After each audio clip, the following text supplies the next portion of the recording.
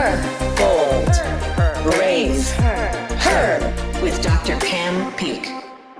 Hi, I'm Dr. Pam Peeke, and this is episode number 517 of the Bold and the Brave, Her podcast. Now, today I have two guests. I mean, what can I say? It's double the pleasure.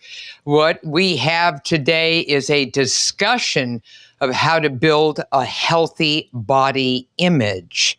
And we're joined by Dr. Asheigh Gallagher is a senior lecturer of psychology at the University of North Carolina at Greensboro. And Dr. Janet Boseovski is a professor of psychology at the same place at the University of North Carolina at Greensboro. Welcome aboard, both of you. Thank you. Thank you so much. All right. Now, you wrote a book. It's called Beyond Body Positive, a mother's science-based guide for helping girls build a healthy body image. Talk about mission impossible.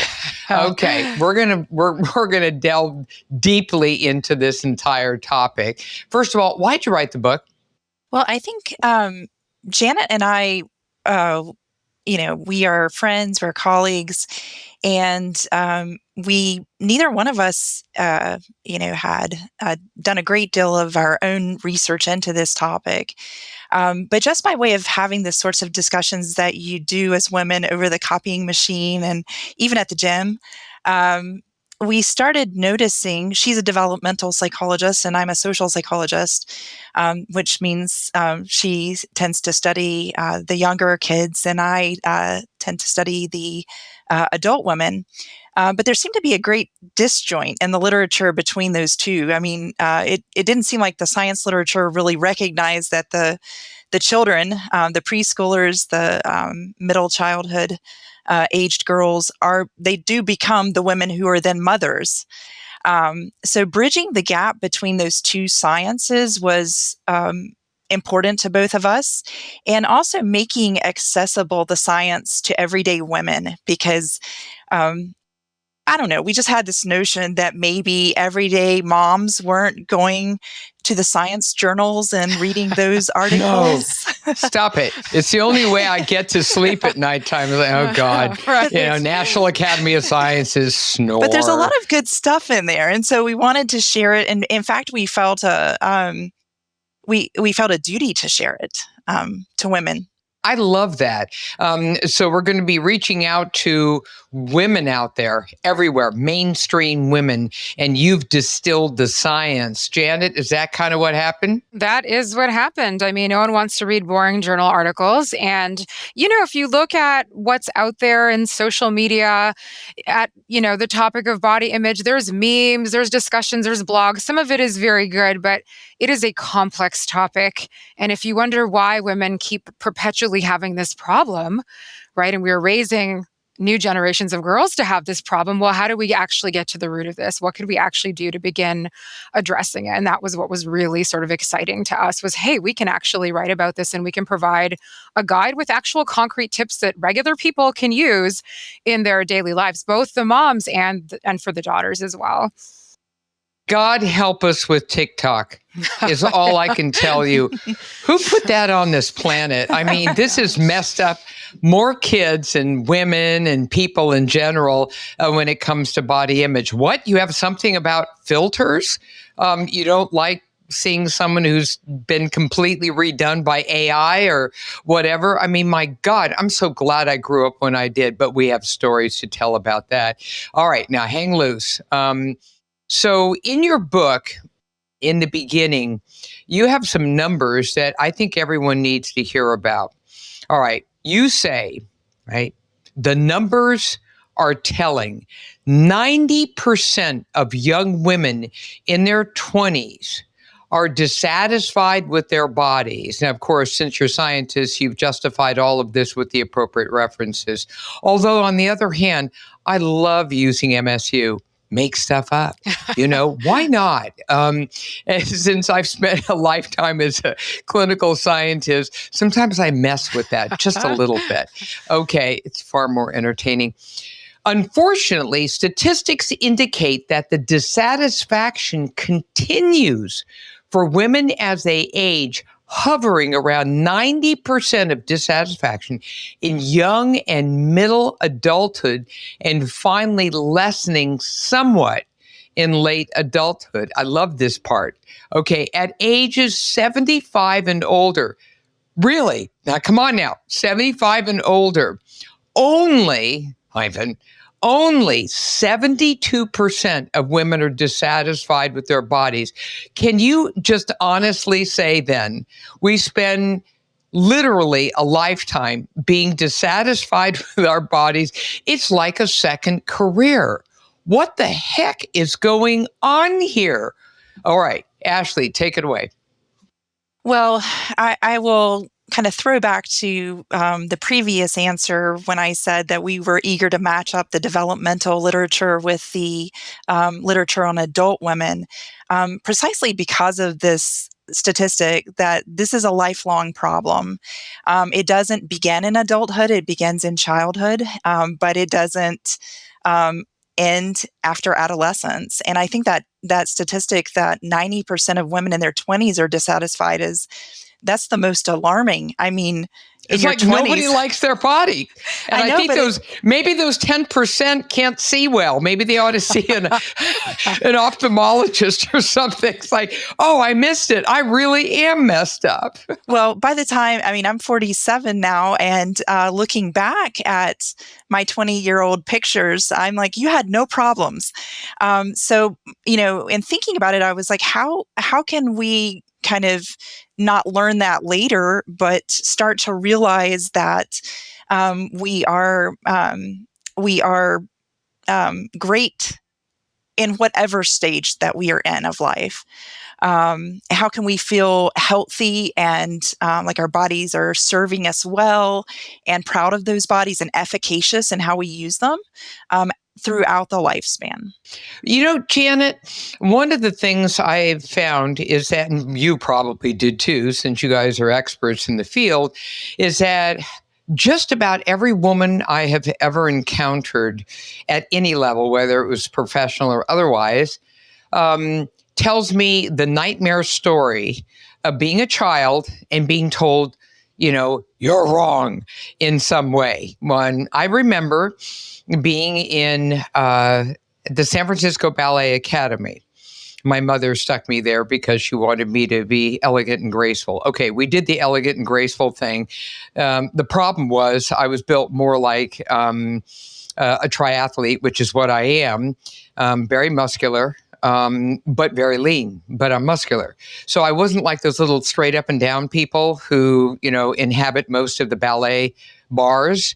And I was literally told, it's like, lose those calves. All right. How? No, what? I looked down at my legs going, I like my legs, but they were muscular, very muscular. And the good news is I could crush it in the ballet class and, no problem at all. Tour jeté, I got it down, doing it, right? But then the ballet master could, but you just don't have the ideal ballet body. What? I never wanted the damn ideal body. But, you hear that enough. And then I used to stare at myself in the mirror, which is all you do in a ballet studio. And I said, is there something wrong with me? Wrong. So tell me about that, Janet. Yeah, you're absolutely right. Is the culture will tell you what you're doing wrong. The culture can include everybody. It can include immediate family members, that relative that, comments on children's bodies. You have your dad's legs or your mom's, whatever it is, right? And it's creating this comparison. And, people go by gender ideals, old gender norms of what it is to be masculine or feminine. Some of that has changed. We do see more women in the health space who are triathletes, who are purposely building muscle. But that I know exactly, fully endorse. But, when you look at really what the culture is teaching girls at the outset and the kinds of words we use to describe girls versus boys, delicate, feminine, right? Versus like be a strong man, big guy, right? Those things create an impression in a person's self-concept, right? Of who they are, who they're supposed to be, and you will get corrected by the culture. And it's interesting that you brought up aesthetic sports like ballet, because we talk about that in the book, is just in terms of, look, if you want to put your daughter in that, or she's interested in that, that's great. But we need to watch out for the kinds of messages that still occur in that space. I have a doctoral student who's studying emerging dancers, just to see what is the culture there, how are they handling it, because it is a sport that, of course, requires tremendous athleticism, but you've got that appearance component too. But you're absolutely right. Those messages culturally begin early. They even begin in the home, and that is not to blame moms. Moms themselves have been raised that way. And that's part of our message in the book, right? Is you are so used to these prescriptions, and you're probably passing things along to your daughter that she's also learning, whether you intend to or not. When she sees you eating less than everybody at the table, when she sees you not wanting to be in the photo, the family photo, she sees you surveilling your body, she's picking up on all of that, and she's an extension of you.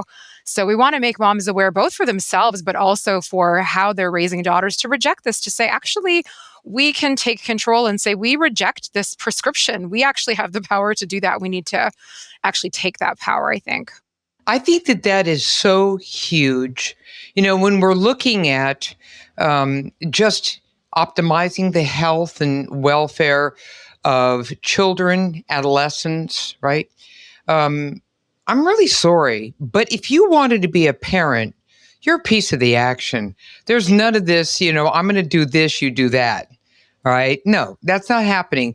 And if you really think about it, what a mother or father does, quite frankly, is so powerful in messaging, in behavior, in words, actions, that it sort of blows your mind. It's sort of, well, of course I did that one thing because that's the way dad or mom always did it, and back and forth. And the messaging is always the same. And it's interesting. I think that this also, as you're talking about it, evolved along with this whole movement of body positivity. Now, you wrote this book called Beyond Body Positive. Now, I got some issues with the body positive thing. I'm a physician, so I know a lot. And that means that I know where this is going if you just sort of let things riff, as it were. I would like you then to define what body positive actually means in the book and how you're using this throughout the book, weaving in that message. Go ahead. Well, it is important to distinguish between the body positivity movement that we see in broader culture and the science that has been going on since the early 90s, in earnest at least, on having a positive body image. So that sounds like such a subtle distinction, but it actually turns out to be huge. One is a social movement that kind of exists on memes and truisms, if you will. But then the other is a collection of science on, what leads to a positive body image and the psychological benefits of a positive body image. But in the ensuing years, there's other science that suggests that it might be more helpful for some women to think of the body more in terms of body functionality. So rather than evaluating my body either negatively or positively, it's best to think of the body as, in terms of its functions, what it is doing for you, how it is serving you, how it is enabling your experience in life. And in that regard, the emphasis really isn't on feeling, good or bad about the body. It's just on appreciating its function and taking a more neutral, evaluative standpoint toward it. I love that. And this is why I'm on the board of the American College of Sports Medicine. And so we do all the academic work in this. We do the national guidelines, et cetera. So, and we obviously practice what we preach. I love the idea of having every child especially girls, get involved in some level of physical activity. Notice I did not use the E word, exercise. Everyone breaks out in little sweats and they run away from me. And try not to take it personally. Physical activity. So, offer them an entire array of options. You want to do martial arts? I love martial arts, by the way, for kids. It's just like crazy stuff. Little girls can seriously kick some ass in there. At the same time, they have any kind of dance, tap, whatever. It doesn't have to be like the ballet thing. Just anything, skateboarding, whatever. Because what will happen is just to your point, Ashleigh, they'll make the connection. They'll say, wow, my legs are really strong. This is cool. My legs can do this. And I notice, Jenny over there can't do it. Got those little skinny legs.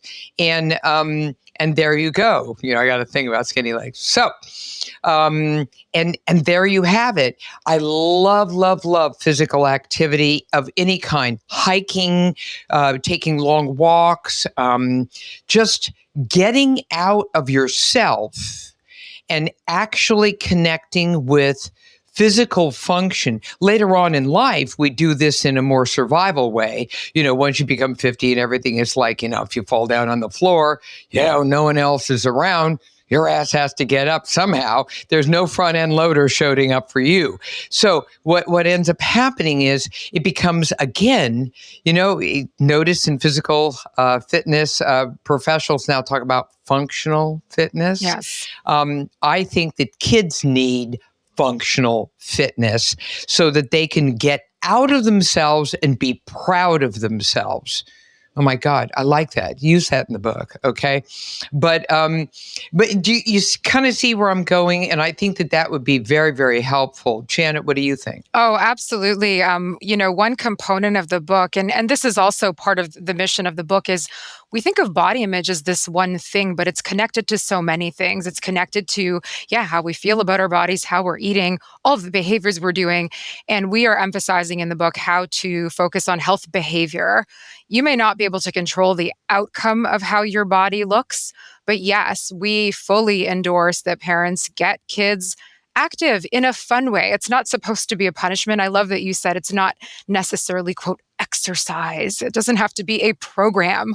Certainly not for a 4-year-old.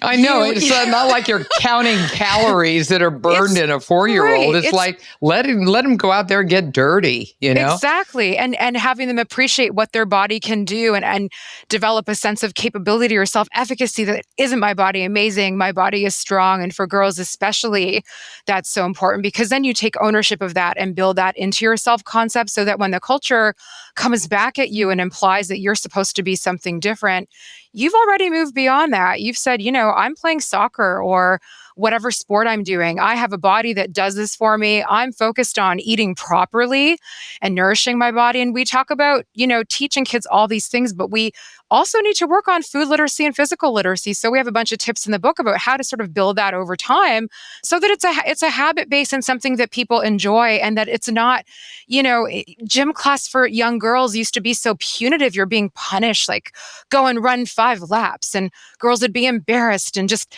made to feel like you're doing this so that you're allowed to eat.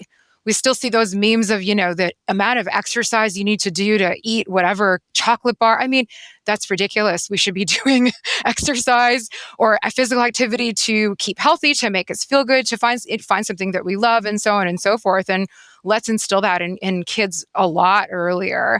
And let's change our attitude about it. It is not a punishment. It's a blessing that we're able to move our bodies. That's how we should see it, right? Ashleigh, you were going to say something. Yeah. And I think that's one of the things we took issue with in the broader cultural body positivity movement is that there seemed to be just this, unconditional positive regard for the body and that taking sort of the chief position. And we certainly do want women to respect their bodies and to overall feel positively inclined toward their bodies. But I think the bigger thing is to think of your body as something that you need to invest in, that you need to care for, that you have a responsibility for. It's not just a decoration, on your partner's arm, and you aren't just advertising something when you go out. This is the body you need to do the things that you want to do to leave the mark that you want to leave on the world. So we're trying to orient women and mothers away from appearance focus and more on health focus. I just love that. And I also, needless to say, love the fact that women now are really getting swept up into the fitness movement, and they're showing up at every single size. I remember back when dinosaurs ruled the earth, when I did my first marathon, I had to get T-Rex out of the way so I could kind of, get in there and do it. I had this really wild stereotypic thought that, I'd be lining up. This was at the Marine Corps Marathon. I'd be lining up, with a bunch of little, Somalians who, all of whom started training when they were fetuses. And I'd be like, hi, I'm from Amazonia. How are you doing? What up? Instead I turned around and like, what the heck? And I saw people of every size. Now, obviously not extreme obesity or something like that, but, I saw people who were, not that perfect look, yet they were strong and they were amazing. And they just got out there and just, kicked it up. And did they care about, winning? Obviously, they're not going to win. Those are for professional people because they win dollars and all the rest of it. One of the most interesting things I do as a physician is I always do a check-in. How much bias do I have? Do I have stereotypic anything? I have to slap myself around every now and then, keep myself honest and authentic. When I was running Marine Corps that very first time, I was out there and, you're by yourself, for all intent and purposes. My friends showed up every 5 miles to laugh at me. And they had a big sign saying, remember, you paid to do this to yourself. And I thought, okay, that was so funny. So every 5 miles, like I had to put up with this for, so, I'm out there running, right? And then I had just gotten up to Constitution Avenue, I remember. And I was about, about almost at the halfway mark. And there was this woman, younger than I, who was kind of catching up to me. You make a lot of friends in a marathon. It's like, hi, how you doing? You suffering too? Yeah. How miserable are you? And then you're out there doing your thing and laughing and whatever. So I look at her and she's easily 50 pounds more than I am, right? So she's obese. But she's not, but she's like athletic obese. I don't know how to put that. Strong legs, really beautiful stature. She had this glow on her face. She was having a lot of fun. So she sidled up to me and I said, hey, why are you so happy? What's wrong with you? No, we were laughing. Everyone does this. And gallows humor helps. And she says, oh, it's my birthday. And I said, get out of Dodge. This is the coolest thing to do for your birthday. So no wonder you look so happy. She says, well, I really started my journey a year ago for my birthday. And I said, really? What journey is that? She says, well, I'm down 50 pounds. All right, you got me at down 50 pounds. And I looked at her and she goes, and I'm going to be able to do the rest of this. I'm patient. I'll give it another year. We'll see where it goes. But at least I got that 50 off. Meanwhile, my jaw is dragging on the ground like, what? I was so blown away because I had this stereotype. It's like immediately like, wow. This is amazing. She could do that. Well, she's been running all year and she ran 50 pounds off already. And meanwhile, here was the final coup de grace that I said, well, thanks so much for sharing. And then, we smiled and kind of high-fived in the middle of the road. And then she said, gotta go. And then just sped right past me. I'm like, you come back here. You can't, humiliated me. No, I'm just kidding. But I'm just like, whoa. I remember it like it was yesterday. And that was in the 1990s. And that's how profound it was. It did a real number on my head. And so, you know what I always say now? Whenever you see people out there, kids, teenagers, adults, you don't know what their story is. So you just shut the hell up. And until you really understand, where they're coming from, I think that that's a big thing. I also, Janet, I know that a lot of parents, especially moms talking to daughters, need a little help and guidance when they themselves are off track and they're trying to be authentic in the messaging and truthful. Something along the line of, I've had a problem with I'm just throwing out words, riffing here. I've had a problem with how I look at myself for many years. And I'm now trying to do better. And you notice I'm asking you to help me make the meals. And we're choosing very healthy foods. And I want to check in with you and kind of see how you think about that. And mom's on this journey right along with you. Blah, blah, blah. How does that sound? Is that the right way to do this when so many moms are so far off track themselves? Absolutely. I mean, we talk about this as a partnership and something that, again, for women not to feel ashamed to talk about this, because it's almost like we've been taught that the shame we have around our bodies is our fault. Well, we were not born with that shame. You built it for us, right? The culture built it for us by telling us what we were supposed to be. And of course, those trends change year to year, like curvy's in now. Oh, no, now you're a waif. Now you're that. That alone shows you how preposterous this whole thing is. So yes, we think that's totally on point, where you admit that as a woman, you're growing up in a certain environment that's going to tell you certain things. And you kind of have to work at saying no, right? That in our household, as you just said, this is what we value. We value eating these kinds of foods. We, of course, allow space for, all kinds of things to eat, but we understand that we want to keep our bodies healthy. We believe in activity. We believe in health behavior. We, of course, understand that appearance has its place, right? We want to look nice. That's part of being human. We know this from social psychology. People like attractive things. They want to be attractive. That's perfectly fine. But it also needs to be put in its rightful place. And it's taken up too much space in our self-concepts as women. And so, yes, that's a wonderful approach is for mom to say, we're in this together, right? We have a strategy, we have a plan. But our point in the book is we do have to take control and say, we have a plan. We're going to make the plan and we're going to decide what our boundaries are for how we participate in culture, what we let infiltrate us in terms of, are we on TikTok? What are we paying attention to? What's important to us? And how do we take control? How are we the agents of our own lives in that way? What's really tough are the mean girls. Yes. I mean, they're like I want to slap every one of them. But they're everywhere. It's like they grow on bushes. Like, no. And there's more bullying going on. And so I'm thinking about, a really beautiful woman.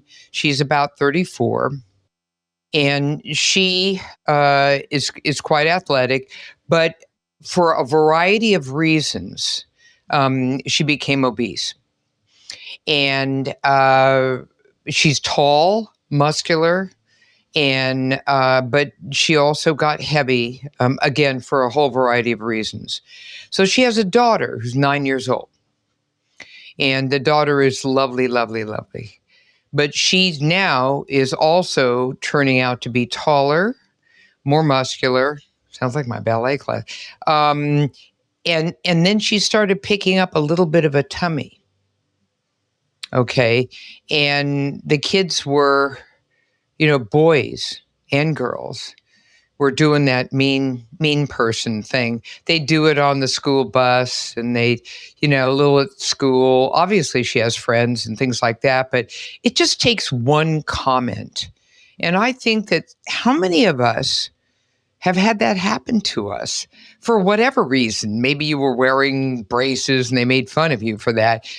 Maybe, remember Michael Phelps? They made fun of him because of his big ears. Yeah. How'd that work out? And it was tough because he wasn't exactly the star in the class, but he found out that by connecting his physical fitness, his swimming, with who he was and what his body was, he was able to then take it to the next level, and the rest of it's clearly history. But it's just that one word, that one sentence that just catapults someone, which is why I think that parents in general need to be so careful about what comes out of their mouth. They may think it's trivial, like, oh, that just passed by. But the kid is just like stuck in their brain. What do you think, Ashleigh? Yeah. So we wrote this book. It's broadly applicable to every woman, I think. In fact, my own mom read it and said, I learned so much from this. But our main target was women of young children from the age of 3 to 10, precisely because we know from research that the 3 major influences on a woman's body image are going to be parents, peers, and media. And not just social media, but media more broadly. And in the early years of childhood, and even in the middle years of childhood, moms are the influencers. And that gives us a lot of power. So we think about influencers on social media these days and how they might be contributing to social comparison and women's negative body image. But before we get to those influencers, our mom is our first influencer. She has a great deal of sway and power over what we think about ourselves and how we think about the world around us. So I think, first of all, it's important to know that we have this swath of time as mothers where we have enormous influence to set our girls up for not thinking about their bodies the way culture thinks about their bodies, and being able to actively manage that and reject it when it is appropriate to do so. All right. Now, when we come back, Dr. Peak is going to finish the little story about the 9-year-old. She had an intervention. The Her Podcast is sponsored by Solaray Vitamins, Minerals, and Herbs, all rooted in nature. In addition to women's multivitamins, Solaray, Solaray, is presenting the new Her Life Stages products, providing support for the menstrual years, including PMS, perimenopause, menopause, and postmenopause, and even libido. This integrative, holistic approach has a woman's back throughout her entire life journey. To learn more about Her Life Stages, you've got options. You can run on over to your local health food store or check it out at Whole Foods, Sprouts, Amazon, or scroll over to solaray.com and use promo code HER20 for 20% off your purchase. Women, Solaray's got your back. And we're back. All right, I'm going to finish the story. So I just put my foot down when I heard this beautiful 9-year-old girl was being kind of, verbally beaten up. And so I walked over to her, and I don't lie or anything, but I will tell you the truth. So I walked up to her. We were hanging out, and we get along really well together. And then I said, she knows I'm an athlete. She's seen me do my thing and whatever, and she knows what I look like. And I have ridiculously strong legs. I mean, they're very muscular. I call my quads Thelma and Louise because what they like to do on the cycle is kill hills. I go up hills. Most people go, no, it's a hill. And I'm like, yeah, let's do it. Because the things I was made fun of in ballet class are now my true assets going up. So she's always loved my legs. You know, she goes, wow, it's really strong. And I said, I don't want to break your heart here. Look at your own legs. She had never looked at her legs. I said, look at them. You got strong legs just like me. Strong, amazing legs. And her little eyes popped open and she was like, really? And I said, look at this. Here, push against here. I was like putting my hand on her quad. I said, wow, that's strong. That's amazing. So I got her out of and I don't look like Susie Q, to the, get out of my way, I'm strong. And I watched what happened. I kind of called her mom and I said, how's it going over there? She goes, she's walking around just telling everybody she's got strong legs. and she's kind of like, got a little bit of that chest, thrown forward thing.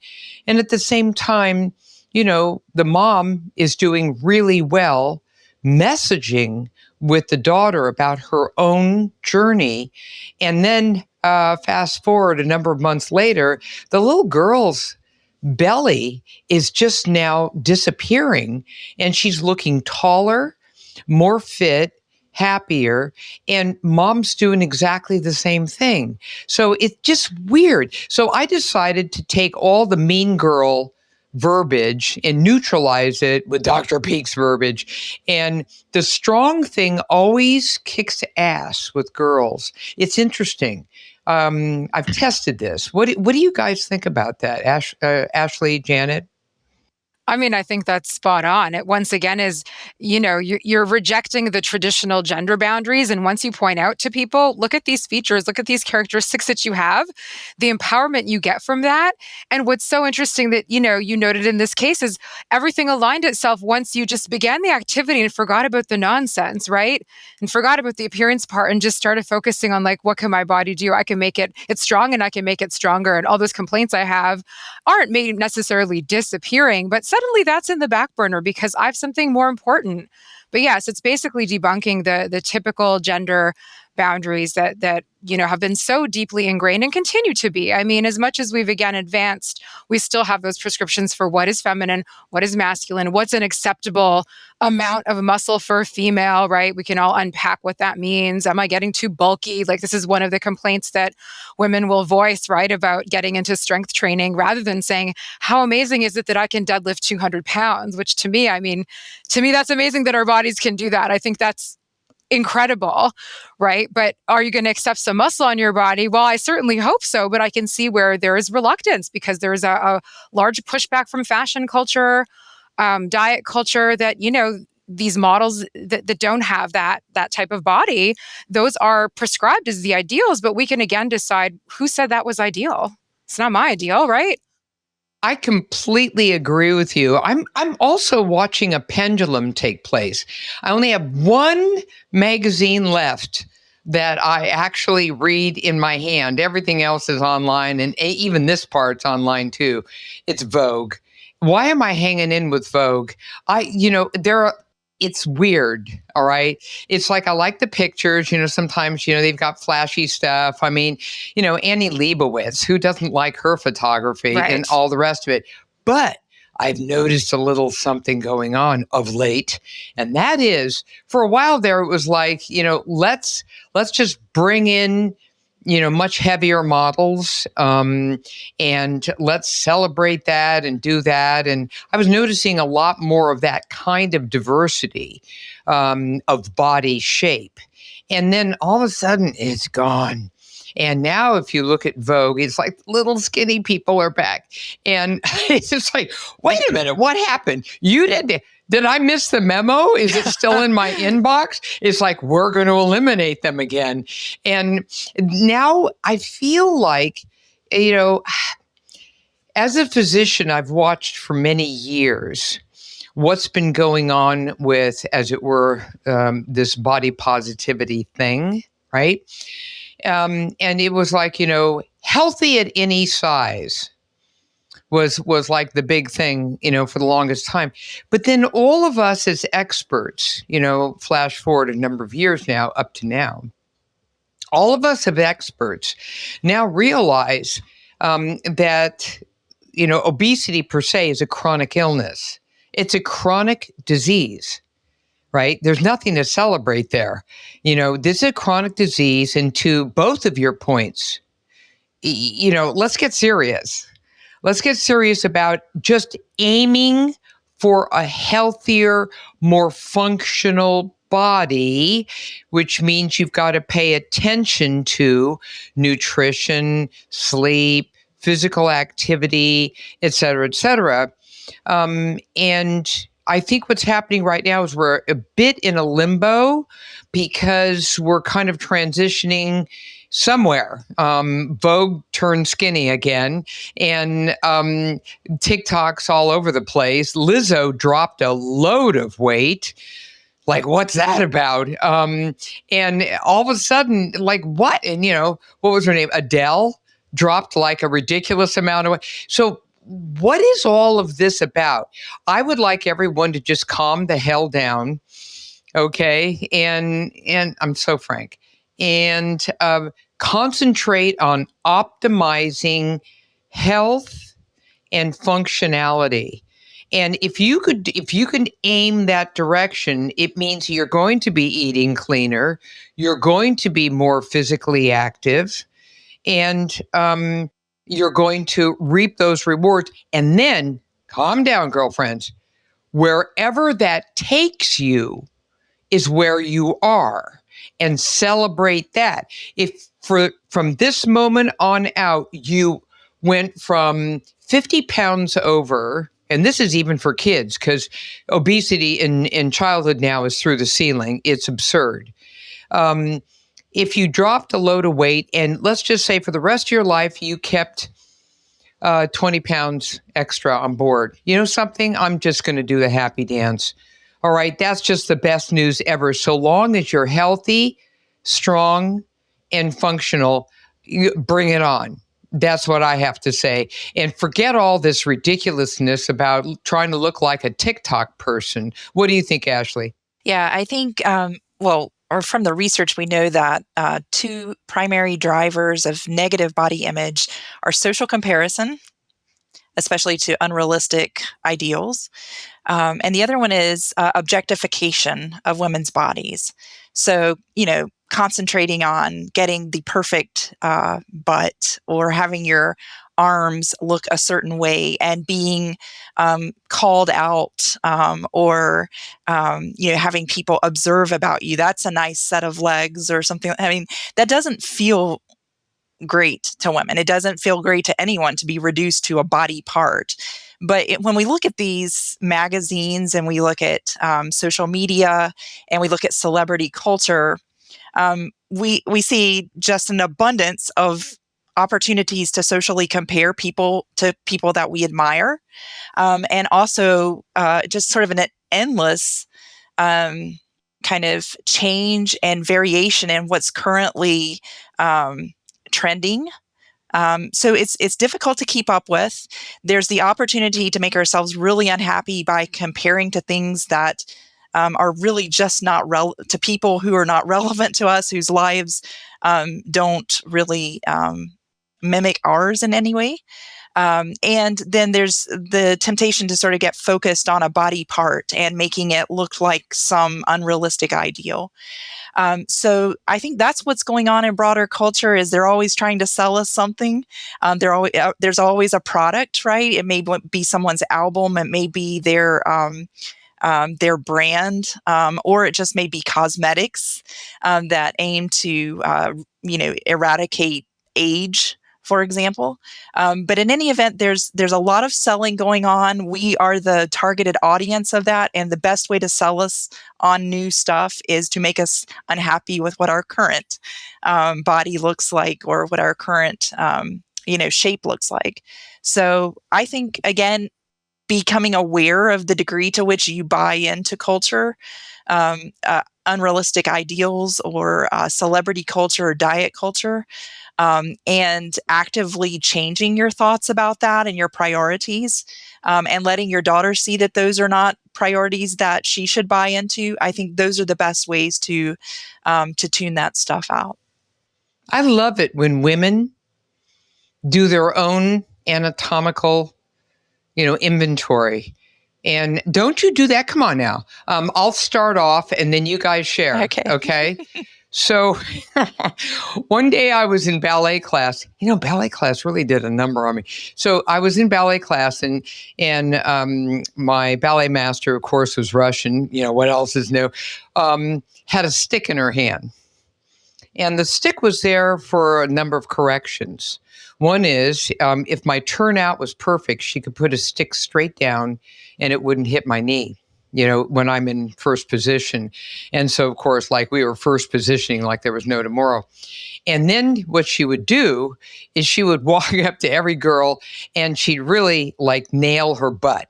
She'd just slap it and say, it's sticking out too much. The first time she ever came to me, in the lineup on the bar, she had her stick up and then she looked at me and she was quizzical. And then she just walked right by me. And I thought, what up? What's she doing? And then I looked down and one of the other little girls started laughing. And I said, what's wrong? She said, you have no butt. Okay, I have a boy butt. All right. You think I could fit into things you'd never believe because I have no butt. So I look like a guy, it's like straight down. So the first time I saw J-Lo or Beyonce, I was like, wow, what is that back there? That is an anatomical wonder. I have never seen that before. I just laughing my head off. So for me, I just think it's the coolest thing ever. I just think, hey, yet my glutes, which are there in my butt, and that's the largest muscle mass, are ridiculously strong. So you don't have to have all that extra, hang on it, little fat and everything. My little, I don't know, my ancestors, my genetics, they were like, don't give her a butt. That's it. Okay, Janet, what about you?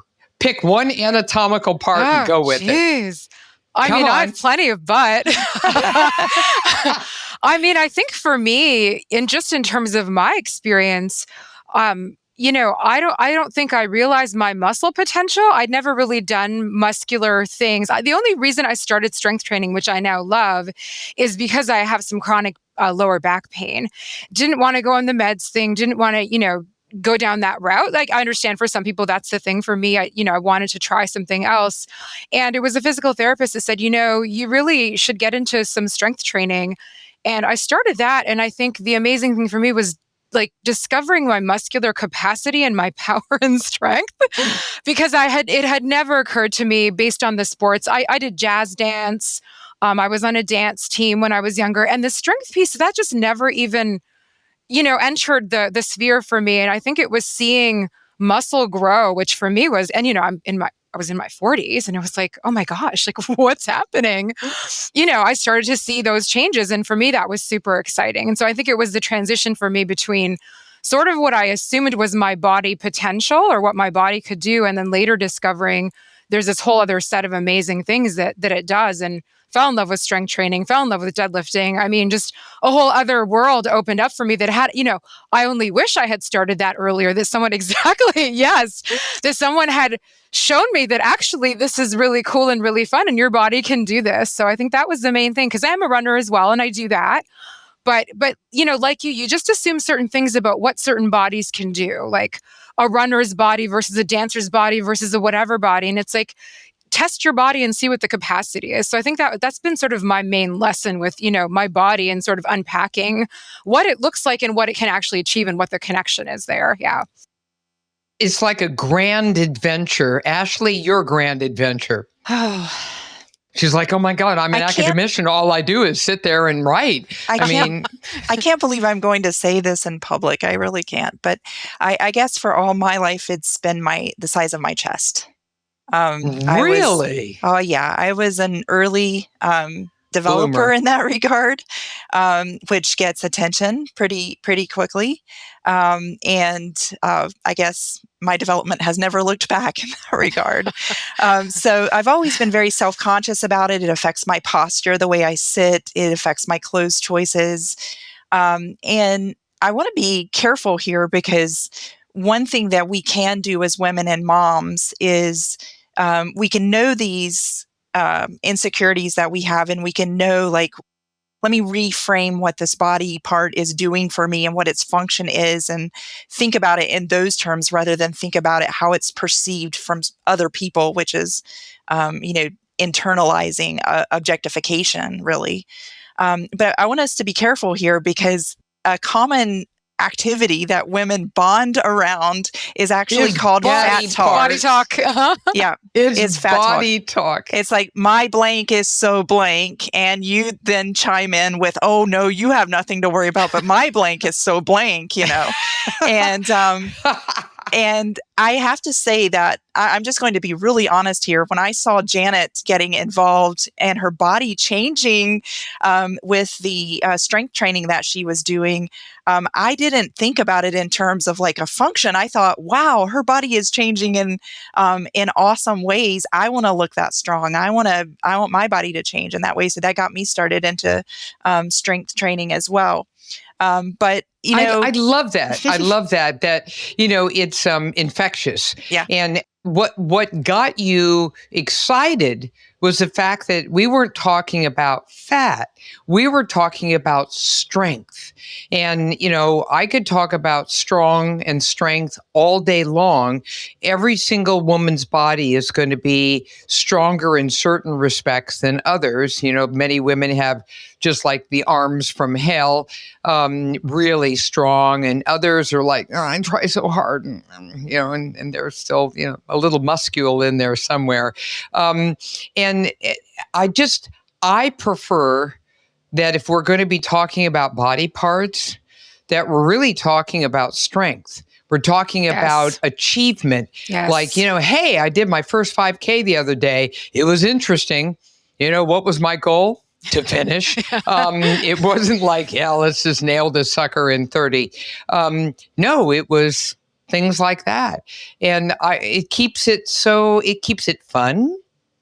It keeps it engaging. It keeps it doable. I'm looking at this young woman who is now the world champion in ice skating, Ashleigh, who I can't get enough of because of her infectious smile with her little, she's got little braces and everything. And she's 19 years old. And she dropped out of skating for like a year or maybe two, something like that, because it was getting nutty. Skating's weird. You have to have the body and the mind and the whole thing going on. I mean, talk about weird body image stuff going on there, and a lot of unhappy young girls. And she just said it stopped being fun. So she stopped. And then she kind of fell in love with it on her own. She said, I'm going to define what fun is here. I'm just going to show up again. I'm going to do fun. Oh my God. The rest of it is history. She's won everything. And now obviously she'll go to the Olympics. But my God, that's what it's really all about. And she's just out there having a damn good time. I love the fact that she doesn't have like some really tight chignon, hairdo like a lot of the girls. She's got her ponytail flying all over the place while she's doing her spins, and she's just, she lands the spin, whatever it is, perfectly, and then she's got this big, smile saying, "Hey, that was cool." That's the way I would like young women and girls to start feeling about themselves. To have the guidance from people they really look up to, parents, teachers, God help us, and family members, friends, whatever. I was just a friend to the 9-year-old, but it made a difference because I kind of saw where this was all going, and I wanted to end it as best I could. So I love that fact. And Ashleigh, to your point, I'm going to be telling all the people out there in the Her podcast land, stop that little fat talk. Stop that. Yeah. Okay. Yeah. Instead, do achievement talk like, hey, for the first time I did kettlebells. I did have to call 911 and they did admit me to the hospital. But, I did kettlebells. I always looked at them like, these are crazy people over there. They're a Russian conspiracy with these kettlebells. That's where they came from. Come on now. Let's think about this. And then you say, wow, I deadlifted 2 kettlebells Isn't that just the coolest thing? I want women to talk about that. I don't want to hear this thing about, my butt's too fat or, my legs are ridiculous or whatever. Stop it already. Stop. And that's the sort of thing that can really become automatic. It's a part of how women do friendships. In fact, it's a script that we just lapse into rather automatically. But when we have little ears who are listening to that, especially little girls who might see themselves in us a bit. So, some people say my daughter, for example, is a mini me or whatever.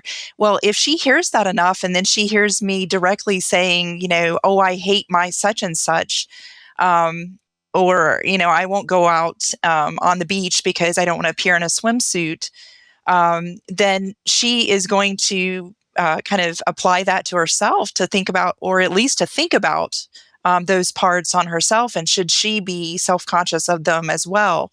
So not only should we be encouraging other women and being influencers to other women by guiding the talk that we have between one another, but we need to be careful of that when younger girls are listening to us, because they're very influenceable that way. But I was thinking about the other day, because there was a certain magazine that came out with a swimsuit feature, a yearly swimsuit feature recently. And I was thinking about what the magazine would look like if it were based on women's intellectual accomplishments. I even texted Janet, I think we should be in the water in suits, but, with our research holding it up or something like that, because I was like, what would a world look like when that's what we are valued for, when that's what we talk about and celebrate with one another. And I think that there's room for everything, certainly, but yeah. I think that's the best idea. I'll just wear a stethoscope, and I'll kind of dip in there in my little white coat and everything. But you can still flex. Yeah. I get to have all of my, pencils and pens in the pocket, and I just look like a damn geek and everything. I can talk to both of you forever. I am now telling you that you're going to have to be what we love to call here her podcast, repeat offenders, meaning that we'll be inviting you back again and again to set us straight on all things body image. And this goes from children to adolescents to adults. This is such an important topic. Everyone, we've been talking again to Dr. Asheigh Gallagher and Dr. Janet Boseovski, and they are the authors of a book that is just awesome. And especially if you're a mother, listen up out there in the Her Podcast land. Beyond Body Positive. Beyond Body Positive. Just remember those words, and remember Dr. Gallagher and Dr. Boseovski. All right? Because this is a very, very important book. Ashleigh, Janet, thank you so much for being on the Her Podcast. Yeah, thank you. It's a pleasure. All righty. Oh, my goodness gracious. I could go on forever with both of you, but alas, I cannot, not without my producers throwing things at me. So, as we conclude, I want to thank my sponsors, Solar Ray Vitamins, Minerals, and Herbs Rooted in Nature, and the new Her Life Stages products. Just scope it out at solarray.com. And hey, take a moment right now and leave us a review, because literally all we do is just sit around waiting for your feedback. That's it. That's our life. So this has been a production of Podcast Health. I want you to remember something. Your time in this world may be limited, but the things you can do with that time are not. So get out there and seize the day. How about a little carpe diem for every one of you? Thanks for listening.